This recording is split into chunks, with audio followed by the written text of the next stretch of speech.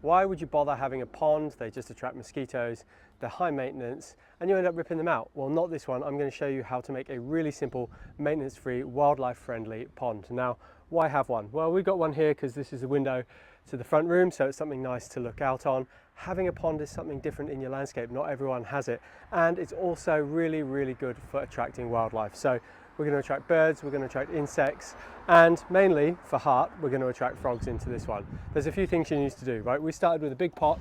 I sealed up the hole and I've lined it with some pond liner. You need to leave that for about a week to go off, which is this black stuff on here. Then you need this. This is black scoria. You can use the red stuff if you want, but this has all these little holes in it, which is really good for growing beneficial bacteria, which is important for when you have fish. And the fish are really important because they're going to eat all the mosquito larvae as well as feeding them. So there's a couple of other things you need to do with your soil for your plants. Don't just chuck garden soil in there because it will turn the water disgusting. This has come from an aquarium, comes in these little prill shapes, and it doesn't disperse in the water when it's wet. And then I've also got these buckets. So I'm going to plant into these, the roots can get out into the water, but it just contains the soil nicely, and it will allow me to pull plants out to do maintenance as and when I need to. Plants wise, in the center, we're going to go for a lovely lily, which is going to cover the water surface. And then we're going to have a couple of other floating plants, got some water celery and some iris as well. And when this is planted up, I can guarantee it's going to look awful, but plants in ponds take a long time to look good.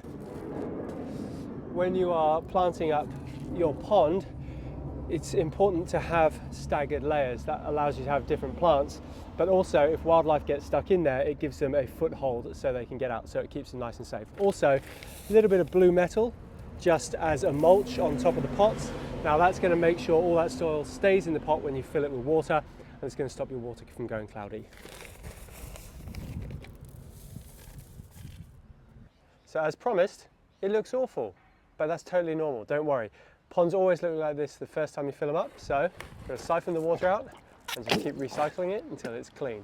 I'm going to do that twice again tonight, then leave it overnight and see what it looks like in the morning.